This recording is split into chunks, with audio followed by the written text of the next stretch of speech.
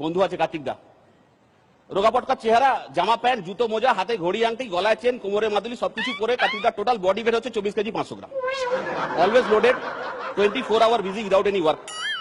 তো সেদিন আমার কাছে এসছে, বলছে মৃদুল দা, দাদা চলুন একটু বেরিয়ে আসি। দাদা আমি যেতে পারবো না, বাড়িতে একটু ফ্যামিলি প্রবলেম আছে। ওই দাদা আপনার বাড়িতে ফ্যামিলি প্রবলেম? আপনি জানেন কাকে ফ্যামিলি প্রবলেম বলে? এই না, একটু খুলে বলুন। ওই দাদা কিছুদিন আগে আমি এক মহিলাকে বিয়ে করেছিলাম, তো সেই মহিলার আগের থেকে একটি মেয়ে ছিল, তো সেই সূত্রে সে আমার সৎ মেয়ে। তার কিছুদিন পরে আমার বাবা আমার সৎ মেয়েকে বিয়ে করে, তো সেই সূত্রে আমার সৎ মেয়ে হয়ে যায় আমার সৎ মা, আমি আমার বাবার শ্বশুর, আর আমার স্ত্রী নিজের শ্বশুরের শাশুড়ি। তার কিছুদিন পরে আমার সৎ মেয়ের একটা ছেলে হয়, তো সেই সূত্রে সেই ছেলেটি আমার ভাই, কারণ সে আমার বাবার ছেলে।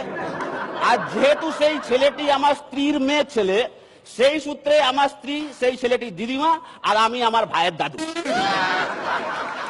এই অবধি ঠিক ছিল, বুঝলেন কিনা? হ্যাঁ, এই অবধি ঠিক ছিল।